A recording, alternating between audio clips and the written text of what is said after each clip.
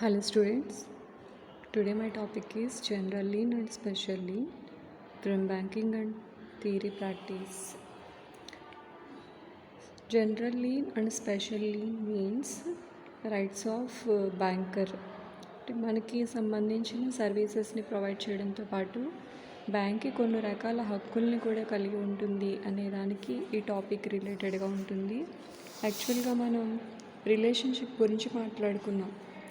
Banker మరియు customer యొక్క relationship ఏ విధంగా ఉంటుంది అనే దాని గురించి లాస్ట్ క్లాస్లో తెలుసుకున్నాం. యాక్చువల్గా ఈ రిలేషన్షిప్ని మనం రెండు రకాలుగా చెప్పచ్చు, general relationship and special relationship. General రిలేషన్షిప్లో సర్వీసెస్ని ప్రొవైడ్ చేయడం అనేది జరుగుతుంది. అంటే ఇక్కడ కస్టమర్ ఆర్డర్స్ ప్రకారం కస్టమర్కి సంబంధించిన అంటే అకౌంట్ హోల్డర్కి సంబంధించిన సేవలు అందించడం అనేది బ్యాంక్ యొక్క ముఖ్య విధి. అక్కడ ఏంటంటే కస్టమర్ పాయింట్ ఆఫ్ వ్యూలో చూసుకుంటే అతని రెస్పాన్స్ కానీ అతను నడుచుకునే విధానం కానీ బ్యాంక్ ట్రాన్సాక్షన్స్ పట్ల ఎంత విధేయతగా ఉన్నాడు అన్న దాన్ని బట్టి, నెక్స్ట్ అదేవిధంగా అతనికి సేవలు అవసరమైనప్పుడు బ్యాంక్ వాళ్ళు డిఫరెంట్ టైప్స్ ఆఫ్ సర్వీసెస్ని ప్రొవైడ్ చేయడంలో ఎంతవరకు సక్సెస్ఫుల్గా అతనికి హెల్ప్ చేశారు లేదా సర్వీస్ ప్రొవైడ్ చేశారు అనే దాన్ని బట్టి ఈ రిలేషన్షిప్ అనేవి ఉంటాయి. సాధారణంగా మనకి బ్యాంకర్ అండ్ కస్టమర్ అనగానే బ్యాంకులోని ఉన్న అమౌంట్కి సంబంధించిన విత్డ్రాయల్స్ కానీ డిపాజిట్స్కి సంబంధించి కానీ సర్వీసెస్ ప్రొవైడ్ చేస్తూ ఉంటే వాటిని మనం రిసీవ్ చేసుకుంటూ ఉంటాం. అంటే ఫర్ ఎగ్జాంపుల్ బ్యాంక్ కస్టమర్ బ్యాంకుకి వెళ్ళి మనీ విత్డ్రా చేయాలనుకుంటే కనుక ఒక ప్రొసీజర్ ఫాలో అవ్వడం, అదేవిధంగా తన దగ్గర ఉన్న సేవింగ్ అమౌంట్ని బ్యాంకులో డిపాజిట్ చేయాలంటే కనుక ఒక రకమైన ప్రొసీజర్ని ఫాలో అవ్వడం. సో ఆ ప్రొసీజర్స్ అన్నీ కూడా అకౌంట్ హోల్డర్ పర్ఫెక్ట్గా ఫాలో అయితే అటు సైడ్ నుంచి అంటే బ్యాంకర్ దగ్గర నుంచి మనకి సర్వీసెస్ రిసీవ్ చేసుకోవడం అనేది ఈజీ అవుతుంది. సో టూ సైడ్స్ అని చెప్పుకున్నాం కదా, కాయిన్కి టూ సైడ్స్ అని చెప్పుకున్నాం మనం, బ్యాంకర్ని కస్టమర్ని. సో రెండు వైపుల నుంచి కూడా రెస్పాన్స్, అలాగే రెస్పాన్సిబిలిటీ, అలాగే సర్వీస్ అండ్ ప్రొసీజర్స్ ఇవన్నీ కూడా ఫాలో అవ్వడంలో ఈ రెస్పాన్సిబిలిటీ రిలేషన్షిప్ అనేది ఉంటుంది. ఈ రిలేషన్షిప్కి వచ్చేసరికి కొన్ని హక్కులు ఉంటాయి, కొన్ని బాధ్యతలు ఉంటాయి. సో మనం బ్యాంకర్ పాయింట్ ఆఫ్ వ్యూలో మాట్లాడుకుంటే ఈరోజు topic general lean and special lean. అంటే బ్యాంకుకు ఉన్న హక్కులు ఏంటి అనే దాని గురించి మనం ఈరోజు క్లాస్లో చెప్పుకుంటున్నాం. యాక్చువల్గా వ్యాపార కార్యకలాపాలు అంటే బ్యాంకు ట్రాన్సాక్షన్స్లో అకౌంట్ హోల్డర్కి సంబంధించిన కొన్ని రకాల ప్రాపర్టీస్ కానీ కొన్ని రకాల డాక్యుమెంట్స్ కానీ బ్యాంకరు హక్కు కలిగి ఉంటాడు. ఇలా హక్కు కలిగి ఉండడాన్ని ఏమంటారంటే లీన్ రైట్స్ అని చెప్తారనమాట. అంటే లీన్ హక్కు అంటారు తెలుగులో. ఈ లీన్ వల్ల ఏమవుతుందంటే అకౌంట్ హోల్డర్కి సంబంధించిన ప్రాపర్టీస్ కానీ లేదంటే క్యాష్ కానీ లేదా ఇంకా అదర్ సెక్యూరిటీస్ కానీ ఆ అమౌంట్ సెటిల్ అయ్యే వరకు అంటే ఆ అమౌంట్ క్లియర్ అయ్యే వరకు ఆ బ్యాంకు తన దగ్గరే ఉంచుకోవాలి. ఫర్ ఎగ్జాంపుల్ మనం చాలాసార్లు చెప్పుకున్నాము, బ్యాంక్ లోన్ తీసుకున్నాం అనుకోండి, హౌస్ లోన్ తీసుకుంటే హౌస్ డాక్యుమెంట్స్ బ్యాంక్ దగ్గర పెట్టుకుంటుంది. అదే మనం వెహికల్ లోన్ తీసుకుంటే వెహికల్కి సంబంధించిన డాక్యుమెంట్స్ అలాగే కీస్ కూడా బ్యాంక్ దగ్గర భద్రపరుచుకుంటుంది.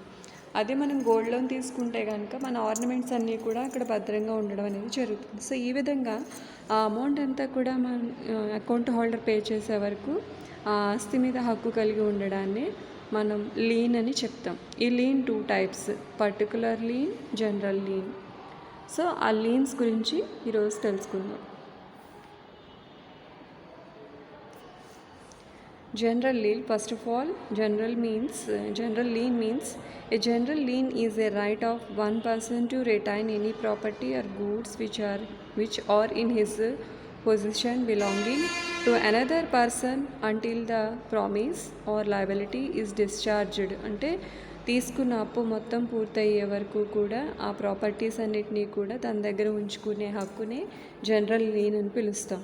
ఏ general lien is available to bankers, factors, attorneys of high court and policy brokers. జనరల్గా ఈ జనరల్ లీన్ ఎవరికి అవైలబుల్గా ఉంటుందంటే కనుక బ్యాంకర్స్కి, అలాగే అటార్నీస్కి, నెక్స్ట్ అలాగే పాలసీ బ్రోకర్స్కి నెక్స్ట్ ఫ్యాక్టర్స్కి. సో ఇలా ఓవరాల్గా ఆ ప్రాపర్టీకి సంబంధించిన లోన్ ఇష్యూ చేయడాలు కావచ్చు, లేదంటే ఏదైనా వేరే అదర్ ట్రాన్సాక్షన్కి సంబంధించి కావచ్చు, ఆ లైబిలిటీ అంతా కూడా డిశ్చార్జ్ అయ్యే వరకు, అంటే క్లియర్ అయ్యే వరకు డాక్యుమెంట్స్ లేదా సెక్యూరిటీస్ తన దగ్గర ఉంచుకోవచ్చు అనమాట. అంటే ఇక్కడ రిలేషన్షిప్ ఎలా ఉంటుంది, creditor and debtor relationship continue అవుతుందని అర్థం. ఆ ట్రాన్సాక్షన్ ఎండింగ్ అయ్యే వరకు కూడా క్రెడిటార్ అండ్ డెటార్ రిలేషన్షిప్ అనేది వాళ్ళిద్దరి మధ్య ఉంటుంది. క్రెడిటార్ ఎవరంటే బ్యాంకరు. సో సెక్యూరిటీస్ కానీ డాక్యుమెంట్స్ కానీ తన దగ్గర భద్రంగా ఉంచుకుని లోన్ ఇష్యూ చేస్తున్నారు కాబట్టి క్రెడిటార్. సో ఆ డాక్యుమెంట్స్ని అక్కడ ష్యూరిటీగా సమర్పించి డబ్బులు తీసుకుంటున్నారు కాబట్టి రుణగ్రస్తుడు. అంటే రుణగ్రస్తుడికి సంబంధించిన ఆస్తిని ఆ బాకీ తీరేంత వరకు తన దగ్గరే ఉంచుకునే హక్కుని లీన్ హక్కు అని పిలుస్తారు. జనరల్ లీన్కి వచ్చేసరికి మనకి అంటే ఎలాంటి వస్తువులకి ఈ జనరల్ లీన్ అనేది వర్తిస్తుంది, ఎలాంటి సిచ్యువేషన్స్లో బ్యాంకర్కి ఈ లీన్ అనేది ఉంటుందంటే, సాధారణంగా కొన్ని నిర్ణీత వస్తువులకు సంబంధించి మాత్రమే రుణం ఇవ్వడం జరుగుతుంది. అలాంటి రుణాలకు మాత్రమే ఆస్తుల్ని లేదా వస్తువుల్ని తన దగ్గర పెట్టుకునే హక్కు బ్యాంకర్కి ఉంటుందన్నమాట. అంటే ఏ ప్రయోజనం కోసం రుణం ఇచ్చినప్పటికీ ఖాతాదారుడికి చెందిన ఆస్తిని లేదా వస్తువుల్ని ఉంచుకునే హక్కు సాధారణ హక్కు అవుతుంది. అంటే ప్రయోజనం ఏంటన్నది అంటే మెయిన్ కాన్సెప్ట్ ప్రయోజనం ఏంటనేది లేకపోయినప్పటికీ మొత్తం మీద ష్యూరిటీగా క్రెడిటార్ అంటే బ్యాంకరు ఆ డాక్యుమెంట్స్ని ప్రాపర్టీస్ని తన దగ్గర పెట్టుకోవాల్సిన అవసరం అనేది ఉంటుంది. ఇది ఒక రైట్గా చెప్పొచ్చు అనమాట, బ్యాంకర్కు ఉన్న ఒక హక్కు. సో ఎప్పుడైతే ఆ క్రెడిట్ అంతా కూడా డిశ్చార్జ్ చేసేస్తాడో, అంటే అమౌంట్ అంతా కూడా ఎప్పుడైతే పే చేసేస్తాడో అప్పుడు మళ్ళీ వాటిని తిరిగి కస్టమర్కి అంటే అకౌంట్ హోల్డర్కి తిరిగి ఇవ్వవలసిన బాధ్యత కూడా బ్యాంకర్ మీద ఉంటుంది. అంటే తాను లోన్ ఇష్యూ చేసినప్పుడు తీసుకునే రైట్స్ ఉంటాయి, మళ్ళీ లోన్ డిశ్చార్జ్ అయిపోయినప్పుడు తిరిగి ఇవ్వవలసిన రెస్పాన్సిబిలిటీ కూడా బ్యాంకర్కి ఉంటుంది అన్నమాట. యాక్చువల్గా ఈ జనరల్ లీన్కి వచ్చేసరికి ఏ సిచ్యువేషన్లో ఈ హక్కు వర్తిస్తుంది, దీనికి ఏమైనా మినహాయింపులు ఉన్నాయా అంటే మాత్రం ఖచ్చితంగా మినహాయింపులు ఉన్నాయి. ఏంటంటే ఇప్పుడు బ్యాంకర్ లోన్ ఇచ్చాం కదా అని చెప్పి ఇష్టం వచ్చినట్టు ప్రాపర్టీస్ని అలాగే డాక్యుమెంట్స్ని తన దగ్గర భద్రపరిచి లేదంటే బలవంతంగా తీసుకునే హక్కు అనేది ఉండదన్నమాట బ్యాంకర్కి. సో ప్రతి దానికి కూడా అంటే డిపాజిట్స్ విషయంలో కానీ, మనీ విత్డ్రా చేసే విషయంలో కానీ, లేదా ఏదైనా లోన్స్ స్పెషల్ ఫీచర్స్ లేదా స్పెషల్ సర్వీసెస్ ప్రొవైడ్ చేసేటప్పుడు ఖచ్చితంగా కొన్ని ప్రొసీడింగ్స్ ఉంటాయి. ఆ ప్రొసీడింగ్స్ ప్రకారమే బ్యాంకర్ ప్రతి సిచ్యువేషన్లోని ఫాలో అవ్వాలన్నమాట. For example safe custody deposits అంటాం. అంటే దీని అర్థం ఏంటంటే ఒక అకౌంట్ హోల్డరు బ్యాంకర్ వద్ద దాచి ఉంచుకున్న నగదు, పత్రాలు, సెక్యూరిటీలు ఇలాంటి వాటిని అన్నిటినీ కూడా బెయిలీ అంటారు. అంటే ఒక ష్యూరిటీగా మాత్రమే ఉండగలుగుతాడు, అతనికి హక్కు ఉండదు. ఫర్ ఎగ్జాంపుల్ గోల్డ్ లోన్ తీసుకున్నాం అనుకోండి, మనం గోల్డ్ని అక్కడ కుదువ పెట్టి డబ్బులు తీసుకుంటాం. అప్పుడు ఏమవుతుంది, బ్యాంకర్కి ఆ గోల్డ్ మీద లీన్ హక్కు అనేది ఏర్పడుతుంది. ఎందుకు అంటే దాన్ని తాకట్టు పెట్టి డబ్బులు తీసుకెళ్ళాడు అకౌంట్ హోల్డర్. ఆ బాకీ తీర్చేంత వరకు కూడా ఆ నగలను అంటే గోల్డ్ అంతా కూడా భద్రపరచవలసిన రెస్పాన్సిబిలిటీ ఉంది, తీసుకోవాల్సిన రైట్ ఉంది. నెక్స్ట్ ఎప్పుడైతే అకౌంట్ హోల్డరు ఆ గోల్డ్ లోన్కి సంబంధించిన అమౌంట్ అంతా పే చేసేస్తాడో, ఆ లోన్ క్లియర్ చేస్తాడో, అప్పుడు యాస్టీజ్ అంటే అకౌంట్ హోల్డరు ఏ స్థితిలో అయితే వాటిని బ్యాంకర్కి సమర్పించాడో మళ్ళీ అదే స్థితిలో అకౌంట్ హోల్డర్కి అప్పగించవలసిన రెస్పాన్సిబిలిటీ అనేది బ్యాంకర్కి ఉంటుంది. ఇక్కడ మనం మినహాయింపుల గురించి మాట్లాడుకుంటున్నాం కదా, దీన్ని ఇంకొకలా చెప్పుకోవచ్చు. మనం జనరల్గా లోన్ తెచ్చుకోవడానికి కాకుండా అంటే సేఫ్టీ పర్పస్ మీద కూడా చాలామంది గోల్డ్ అంతా కూడా లేదా క్యాష్ కానీ బ్యాంక్లో లాకర్ తీసుకుని దాచుకుంటూ ఉంటారు. అంటే థెఫ్ట్ రిస్క్ అనేది రెడ్యూస్ చేసుకోవడం కోసం అన్నమాట. అంటే దొంగల భయం నుంచి కాపాడుకోవడానికి ఇంట్లో ఉంటే సేఫ్ కాదనుకున్నప్పుడు అవసరమైనప్పుడు తెచ్చుకునేలాగా. ఇప్పుడు మనం గోల్డ్ లోన్ తీసుకున్నప్పుడు అవసరమైనప్పుడు తెచ్చుకోవడానికి కుదరదనమాట. తెచ్చుకోవాలంటే ఏం చేయాలి, మనీ పే చేయాలి. మనీ పే చేసిన తర్వాతే ఆ ప్రొసీడింగ్స్ అన్నీ ఫాలో అయిన తర్వాత ఆ గోల్డ్ మనకి తీసుకొచ్చి ఇవ్వడం జరుగుతుంది. అదే మనం లాకర్ తీసుకున్నాం అనుకోండి, ఆ లాకర్లో గోల్డ్ అంతా కూడా స్టోర్ చేస్తారు. స్టోర్ చేసి వాళ్ళ దగ్గర ఒక కీ, మన దగ్గర ఒక కీ ఉంటుంది. మనం ఎప్పుడు కావాలంటే అప్పుడు ఒక రిజిస్టర్ మెయింటైన్ చేస్తారు. ఆ రిజిస్టర్లో మన సిగ్నేచరు, టైమింగ్స్ ఇవన్నీ నోట్ చేసి ఏవేం వస్తువులు తీసుకుంటున్నామో బ్యాంకుకి సంబంధించిన ఒక ఎంప్లాయ్ అన్నీ చూస్తూ ఉంటారు. ఆ ఎంప్లాయ్కి చూపించి అక్కడ లిస్ట్ అవుట్ చేసి మనం తీసుకుంటాం. అప్పుడు అతనికి లీన్ హక్కు అనేది ఉండదు. అకౌంట్ హోల్డరు సేఫ్టీ పర్పస్ మీద చేసుకున్న డిపాజిట్స్ కానీ, ఇలాంటి సేవింగ్స్ కానీ, భద్రపరుచుకున్న వస్తువుల మీద కానీ లీన్ హక్కు ఉండదన్నమాట. కేవలం అతనికి రుణపడి ఉంటే మాత్రమే ఆ రుణానికి షూరిటీగా ఉన్న ఆస్తుల మీద, అలాగే వస్తువుల మీద లీన్ హక్కు అనేది వర్తిస్తుంది. నెక్స్ట్ అలాగే నిర్ణీత ప్రయోజనం కోసం దాచిన పత్రాలు అనుకోండి, అంటే ఒక పర్టికులర్ రీజన్ మీద కూడా డాక్యుమెంట్స్ అనేవి బ్యాంకులో దాచడం ఉంటుంది, లేదా బ్యాంకుకి ఇష్యూ చేయడం ఉంటుంది. ఫర్ ఎగ్జాంపుల్, బ్యాంకుకి ఒక 50,000 మనం బాకీ పడి ఉన్నాం, అంటే లోన్ తీసుకున్నాం. మనకి డ్యూ డేట్ అయిపోయింది, అంటే గోల్డ్ లోన్ కావచ్చు, కామన్ లోన్ కావచ్చు. 50,000 తీసుకున్నాక మనకి డ్యూ డేట్ అయిపోయింది. డ్యూ డేట్ అయిపోతే మనకి ఇంటిమేట్ చేయడం జరుగుతుందన్నమాట. సో మనకి ముందుగానే ఇంటిమేట్ చేస్తూ ఉంటారు, టైం దగ్గరికి వస్తుంది, ఇంట్రెస్ట్ పే చేయండి, లేదా యాక్చువల్ అమౌంట్ పే చేయండి, లేదంటే కొన్ని రకాల ట్రాన్సాక్షన్స్లో రెన్యువల్స్ ఉంటాయి, ఆ రెన్యువల్స్ చేయండి అని ఇంటిమేట్ చేస్తారు. సో మనం రెస్పాండ్ అవ్వకపోవచ్చు. ఓకే, అది ఏ కాన్సెప్ట్తో మనం రెస్పాండ్ అవ్వలేదన్నది వేరే విషయం. అంటే మనకు డబ్బులు లేక మనం కావాలని చేస్తున్నామని. నెక్స్ట్ ఇక్కడ మినహాయింపుల గురించి మాట్లాడుకుంటున్నాం కాబట్టి, మనం ఒక 50,000 రూపాయలకి సంబంధించి చెక్ రాసాం కాబట్టి ఆ చెక్కుని వేరే వాళ్ళకి మనం ఇష్యూ చేసామనుకోండి, కంపల్సరీ బ్యాంకు పే చేయాలి. అంటే మనం ఎవరిని ఉద్దేశించి అయితే ఒక బిల్లు కానీ చెక్కు కానీ రాసామో వాళ్ళకి ఖచ్చితంగా పేమెంట్ చేయవలసిన హక్కు బ్యాంకర్కి ఉంటుంది. అంతే తప్ప వాళ్ళకి బాకీ ఉన్నాం కదా అని చెప్పి ఆ చెక్కు కానీ ఆ బిల్ కానీ వాళ్ళకి చెందేలా చేసుకునే రైట్స్ అనేవి బ్యాంకర్కి లేవు. అంటే ఒక స్పెషల్ రీజన్ మీద చేసుకునే ఇష్యూస్ ఏమీ కూడా బ్యాంకర్ తన దగ్గర పెట్టుకునే హక్కు అనేది లేదు. నెక్స్ట్, ఒక పర్టికులర్ రీజన్ మీద చేసిన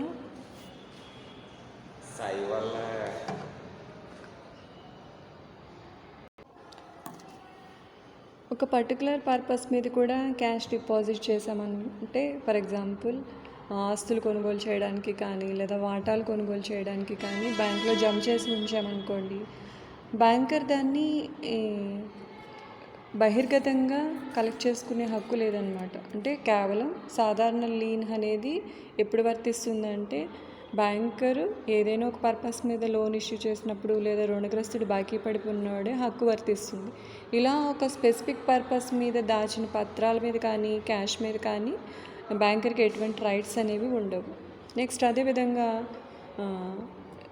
వదిలేసిన డాక్యుమెంట్స్, అంటే జనరల్గా మనం ఇప్పటివరకు చెప్పుకున్న ఎగ్జాంపుల్సే ఏంటంటే, డాక్యుమెంట్స్ వదిలేస్తూ ఉంటారు. అంటే ఫర్ ఎగ్జాంపుల్, కొన్ని డాక్యుమెంట్స్ని అక్కడ పెట్టి బైక్ లోన్స్ అవి పే చేయకపోవడం, లేదా ఎగ్జాంపుల్కి గోల్డ్ తీసుకున్నాం అనుకోండి, చాలామంది ఇన్ టైంలో గోల్డ్కి సంబంధించిన యాక్చువల్ అమౌంట్, అదేవిధంగా ఇంట్రెస్ట్ పే చేయలేకపోతారు. డ్యూ డేట్స్ అయిపోతూ ఉంటాయి అన్నమాట. రెన్యువల్ చేసుకోకపోవడం వల్ల ఏమవుతుందంటే ఇంట్రెస్ట్ బర్డెన్ అయిపోతుంది. ఇంట్రెస్ట్ బర్డెన్ అయిపోయినప్పుడు ఇంక వాటిని రిలీజ్ చేసుకునే ఛాన్స్ వాళ్ళకి లేదన్నట్టుగా ఆర్నమెంట్స్ని వదిలేసే ఛాన్సెస్ కూడా చాలా రేర్గా జరుగుతూ ఉంటాయి. అలాంటప్పుడు వాటిని బ్యాంకరు దగ్గర వదిలేస్తే వాటిపై లీన్ హక్కు ఉండదన్నమాట. వాటి మీద ఎటువంటి హక్కు ఉండదు. జనరల్గా ఇలాంటి విషయాలు ఏం చేస్తారంటే, పదే ఇంటిమేట్ చేస్తూ ఉంటారు, మీ ఆర్నమెంట్స్ని మీరు తీసుకువెళ్ళండి, సో మీకు ఇంట్రెస్ట్ ఇంత అయింది అని చెప్పి ఒక లిమిటెడ్ ఒక పీరియడ్ని సెట్ చేస్తారు. ఆ టైంలోపు వాళ్ళు తీసుకువెళ్ళడం లేదా వేలం వేయడం జరుగుతుంది తప్ప, వదిలేసి వెళ్ళిపోయారు కదా అని చెప్పి బ్యాంకర్ తీసుకునే హక్కు అనేది ఉండదు. నెక్స్ట్, ట్రస్ట్ అకౌంట్స్ కూడా మనం దీనికి మినహాయింపుగా చెప్పుకోవచ్చు. ఒక ట్రస్ట్ కోసం ఒక ఖాతాను ఓపెన్ చేసి దాన్ని మేనేజ్ చేస్తున్నప్పుడు దాని మీద ఉన్న నిల్వపై బ్యాంకర్కి ఎటువంటి లీన్ హక్కు అనేది ఉండదు. ఓన్లీ ట్రస్ట్ కార్యకలాపాల కోసం మాత్రమే ఆ ఖాతాలో బ్యాలెన్స్ యూజ్ చేస్తూ ఉంటాం తప్ప బ్యాంకర్కి ఎటువంటి హక్కు ఉండదు. నెక్స్ట్, అదేవిధంగా బిఫోర్ లోన్ ఇష్యూ, అంటే బిఫోర్ లోన్ ఇష్యూ అంటే మనం బ్యాంకుకి లోన్ తీసుకునే ముందు మన అకౌంట్లో డబ్బులు ఉండొచ్చు. అయినప్పటికీ దాని మీద బ్యాంకర్కి ఎటువంటి హక్కు ఉండదన్నమాట. అంటే ఏంటి, లోన్ తీసుకున్నప్పటి నుంచి మనకి ఇష్యూ చేయడానికి కావాల్సిన ప్రొసీడింగ్స్ అన్నీ మనము వాళ్ళు ఫాలో అవ్వడం, మనం లోన్ తీసుకోవడం, లోన్ తీసుకున్నప్పటి నుంచి రెస్పాన్సిబిలిటీ స్టార్ట్ అవుద్ది. మనం సపోర్టెడ్ డాక్యుమెంట్స్ అన్నీ వాటిని సేఫ్గా ఉంచవలసిన రెస్పాన్సిబిలిటీ వాళ్ళకి స్టార్ట్ అవుతుంది. తీసుకున్న లోన్ని ఇన్ టైంలో మనం పే చేయవలసిన రెస్పాన్సిబిలిటీ మనకి స్టార్ట్ అవుతుంది తప్ప అంతకుముందు వాళ్ళకి మనకి ఉన్న రిలేషన్ ఏంటి, అంతకుముందు మన దగ్గర ఉన్న మనకున్న డబ్బులన్నిటి మీద బ్యాంకుకి హక్కు ఉంది అని చెప్పడానికి లేదనమాట. నెక్స్ట్ అలాగే డ్యూ డేట్ అమౌంట్స్ అనమాట, due time amounts. For example insolvency అంటే ఒక వ్యక్తి దివాలా తీయడం. దివాలా తీసాడనుకోండి, గడువు తీరిన రుణాలకు మాత్రమే బ్యాంకర్ లేని హక్కు ఉంటాడు. ఒక డ్యూ డేట్ అవ్వకుండా ఇంకా ఏమైనా లోన్స్ ఉంటే కనుక ఆ దివాలా తీసిన వ్యక్తి దగ్గర నుంచి ఆస్తుల నుంచి బ్యాంకర్ అమౌంట్ని రాబట్టుకోలేడు అనమాట. ఇలా ఏంటంటే సేఫ్ కస్టడీ కోసం కానీ లేదా ఒక పర్టికులర్ పర్పస్ మీద స్టోర్ చేసుకున్న డాక్యుమెంట్స్ క్యాష్ మీద కానీ లేదంటే వదిలేసి వెళ్ళిపోయిన డాక్యుమెంట్స్ వస్తువుల మీద కానీ ఎటువంటి లీన్ హక్కు అనేది బ్యాంకర్కి ఉండదు. కేవలం తను ఎంత మొత్తాన్ని అయితే రుణంగా ఇచ్చాడో ఆ మొత్తానికి సంబంధించిన అమౌంట్ మీద, ఆ మొత్తానికి సంబంధించి తన దగ్గర భద్రపరుచుకున్న వస్తువులు లేదా ఆస్తుల మీద మాత్రమే ఈ జనరల్ లీన్ అనేది వర్తిస్తుంది. Next special lien. Special lien is a possessory lien by which the processor of goods has the right to retain specific goods until a debt incurrent in connection with the goods has been paid. It is also known as specific lien. ప్రత్యేకమైన హక్కు అంటే ఏంటంటే loan issue చేసినప్పుడు వాటి మీద, అంటే for example కొన్ని వస్తువులు స్పెసిఫిక్ రీజన్ మీద డెప్ట్ పర్పస్ మీద ఉంచడం జరుగుతుంది. కొన్ని సందర్భాల్లో ఆ అమౌంట్ని పే చేయలేనప్పుడు ఆ వస్తువుల్ని తీసుకునే హక్కు అనేది కూడా బ్యాంకర్కి ఉంటుంది. దీన్ని మనం స్పెషల్ లీన్గా చెప్పుకోవచ్చు. ఫర్ ఎగ్జాంపుల్ స్పెషల్ లీన్ అంటే తనకి ఏ పర్పస్ మీద అయితే ఆ అమౌంట్ని ఇవ్వడం జరిగిందో ఆ పర్పస్కి సంబంధించిన వస్తువులు తన దగ్గర ఏమైనా ఉంటే కనుక అదంతా పూర్తయ్యే వరకు ఆ వస్తువుని తన దగ్గర పెట్టుకునే హక్కు ఉంటుంది అనమాట.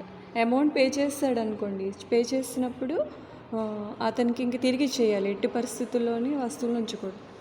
ఫర్ ఎగ్జాంపుల్ ఒక గోల్డ్ షాప్కి వెళ్ళి మనం కొంత గోల్డ్ ఇచ్చి ఒక గోల్డ్ చైన్ కానీ బ్యాంగిల్స్ కానీ చేయమని గోల్డ్ ఇచ్చామనుకోండి, ఆ వస్తువుల్ని పూర్తి చేసేంత వరకు ఆ గోల్డ్ తన దగ్గర పెట్టుకునే హక్కు ఎవరికి ఉంటుంది? షాప్ వాడికి ఉంటుంది. నెక్స్ట్ వస్తువుల్ని తయారు చేస్తాడు అనుకుందాం. ఫర్ ఎగ్జాంపుల్ మనం ఆర్డర్ చేసినట్టు గాజులు చైను కంప్లీట్ చేసేసాడు. సో కంప్లీట్ చేసిన తర్వాత ఇంటిమేట్ చేయడం జరుగుతుంది. జనరల్గా మీ వస్తువులు రెడీ అయిపోయండి, తీసుకెళ్ళండి అని చెప్పడం జరుగుతుంది. చెప్పినప్పుడు ఆ వస్తువులకు సంబంధించిన అమౌంట్ ఇంకా బ్యాలెన్స్ ఉంటాయి. అంటే గోల్డ్ ఇచ్చామని చెప్పుకుంటున్నాం కదా, ఆ గోల్డ్ ఇవ్వడంతో పాటు ఛార్జెస్ ఉంటాయి.